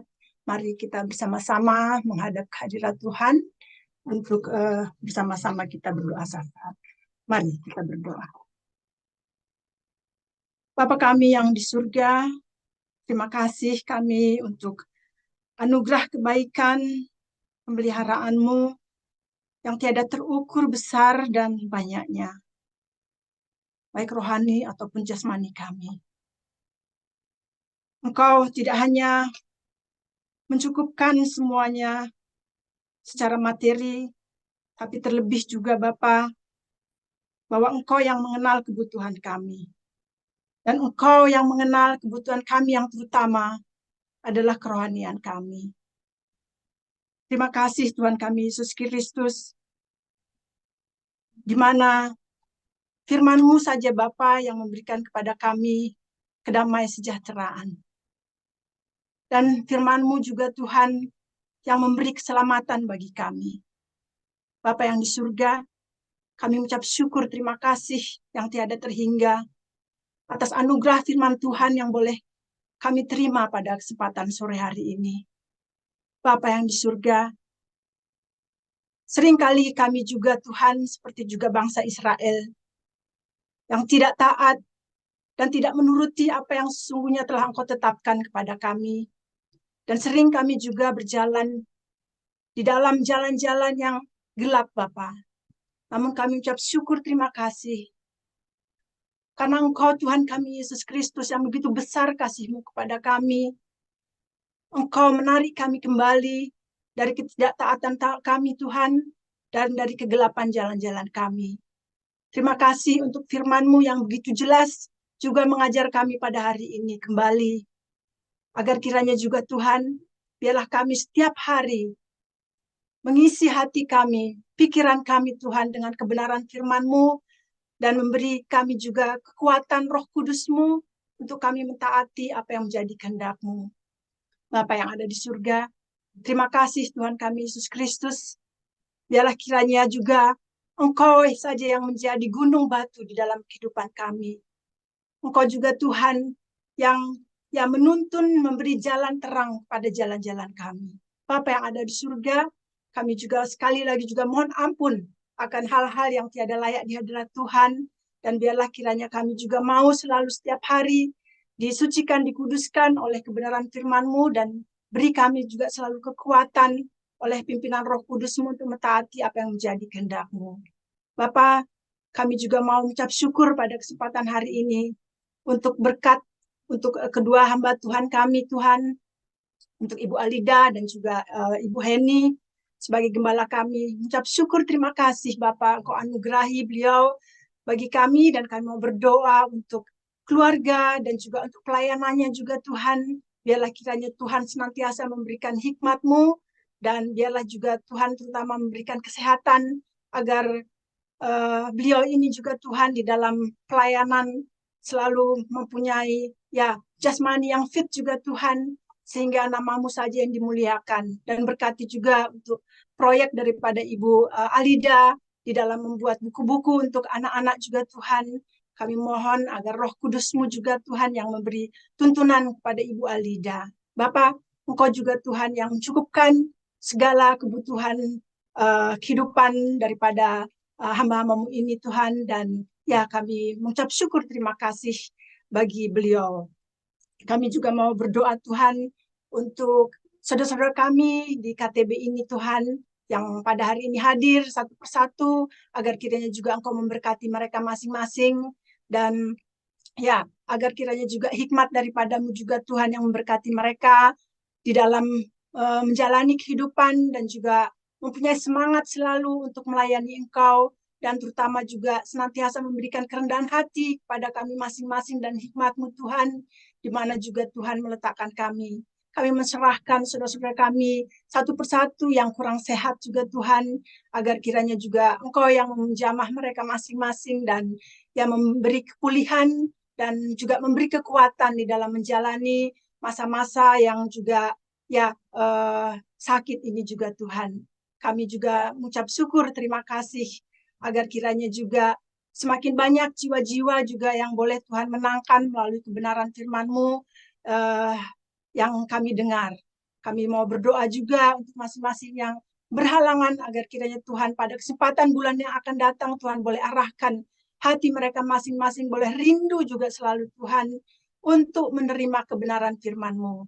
Kami menyerahkan juga saudara-saudara kami yang melayani hari ini, agar kiranya juga Tuhan saja yang memberikan semangat yang menyala-nyala untuk selalu juga penuh dengan sukacita, dan melihat pelayanan yang dilakukan juga bukan suatu beban, namun biarlah kami melakukannya Bapa adalah untuk kebesaran dan kemuliaan nama-Mu. Karena itulah Engkau ya memanggil kami, menyelamatkan kami, agar kami menjadi terang juga bagi yang lain, dan agar juga apa yang kami boleh terima, boleh kami lanjutkan juga bagi sekitar kehidupan kami. Bapak, berkati juga suami-suami dan anak-anak kami masing-masing ke dalam tangan kuasa Tuhan, dan juga untuk mereka yang belum percaya di dalam Engkau juga Tuhan, agar kiranya juga Tuhan boleh bekerja dengan Roh Kudus-Mu.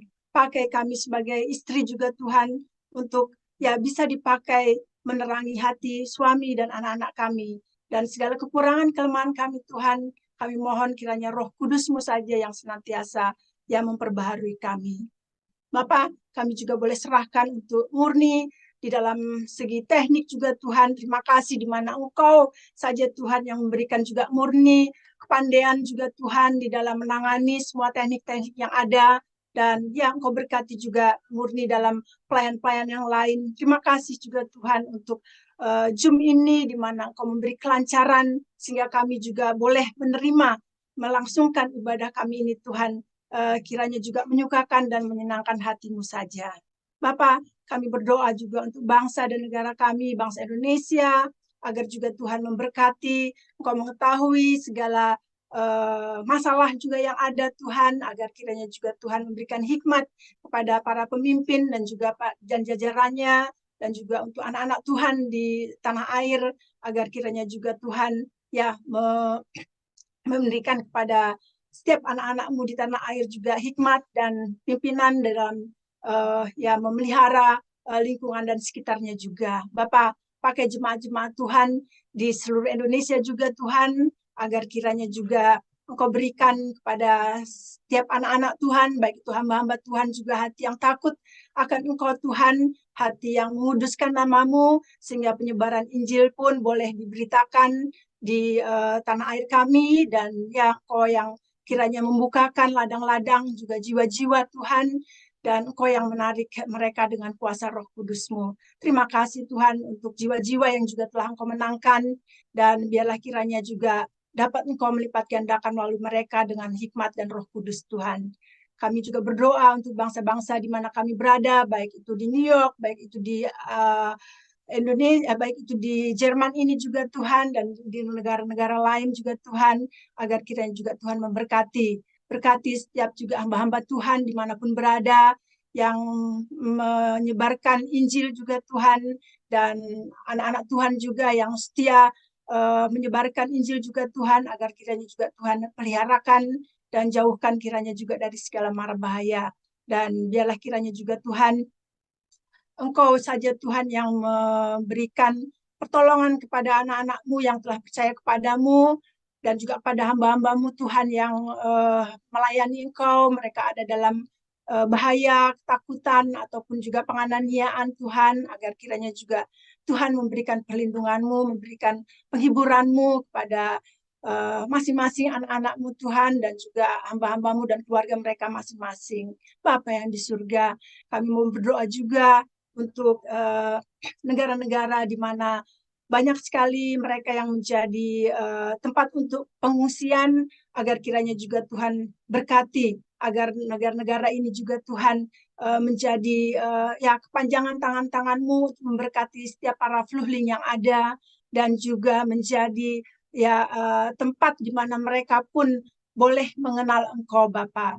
Engkau pakai setiap para yang ikut serta mengambil bagian mengurus para fluhling-fluhling ini juga Tuhan, agar kiranya berikan kepada mereka hikmat-Mu di dalam membantu mereka, dan terutama juga agar diberikan keberanian dan juga tuntunan situasi Tuhan, sehingga kami juga bisa memberitakan kebenaran-Mu Tuhan, bisa memberitakan jalan keselamatan-Mu, bisa memberitakan Injil-Mu juga Tuhan.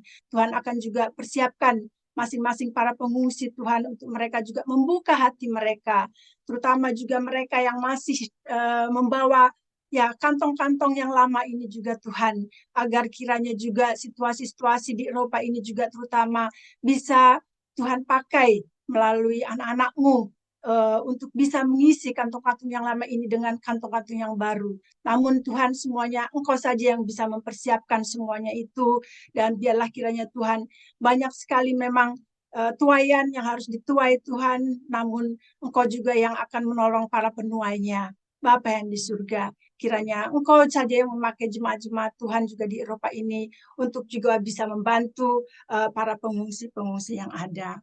Ya Tuhan kami Yesus Kristus, kami juga mau mengingat Bapak untuk satu persatu juga di antara kami yang turut serta mengambil bagian di dalam pelayanan kami, agar kiranya juga Tuhan pada kesempatan yang akan datang Tuhan akan peliharakan dan hikmati kami juga untuk hal ini. Terima kasih Tuhan kami Yesus Kristus, bahwa kami masih selalu diberi kesempatan untuk selalu bisa beribadah Tuhan. Biarlah kiranya kesempatan yang ada kami tidak selalu lewatkan, namun biarlah kami boleh dengan sepenuh hati, seia sekata juga kami menyediakan hati dan pikiran kami Tuhan, dan seluruh jiwa raga kami juga mohon kekuatan daripadamu untuk mempersiapkan pada kesempatan yang akan datang. Kami mau serahkan Tuhan permohonan-permohonan ini, dan biarlah semuanya Bapa, jadilah apa yang menjadi kehendak-Mu dan bukan kehendak kami. Dan terima kasih juga Tuhan, Engkau juga telah mengajarkan kami akan doa Bapa kami, dan biarlah kiranya juga Tuhan kami boleh bersama-sama menaikkan doa yang telah Engkau juga ajarkan kepada kami. Bapa kami yang di surga, dikuduskanlah nama-Mu, datanglah kerajaan-Mu. Jadilah kehendak-Mu di bumi seperti di surga. Berikanlah kami pada hari ini makanan kami yang secukupnya, dan ampunilah kami akan kesalahan kami, seperti kami juga mengampuni orang yang bersalah kepada kami. Dan janganlah membawa kami ke dalam pencobaan, tetapi lepaskanlah kami daripada yang jahat. Karena Engkaulah yang punya kerajaan dan kuasa dan kemuliaan sampai selama-lamanya. Amin. Sekarang karena Ibu Heni tidak ada, saya akan menggantikan. Mari kita berdoa untuk menutup ibadah kita. Bapa di surga, terima kasih Tuhan, di mana Tuhan telah memimpin kami dari awal hingga akhir ibadah kami ini. Kami mengucap syukur Tuhan, Tuhan sungguh baik untuk kami, memberikan kami kesempatan untuk bisa memuji dan mendengar firman Tuhan. Terima kasih Tuhan. Tuhan Yesus, hari ini kami mengakhiri ibadah kami. Kami serahkan hidup kami dalam tangan Tuhan, dalam pimpinan Tuhan. Berikan kami hati, berikan kami telinga untuk mendengar sungguh-sungguh firman Tuhan di hari-hari akan datang. Agar kami taat, agar kami disiplin di dalam mengikuti Tuhan. Tuhan, kami tidak mau gagal untuk mengikuti Tuhan.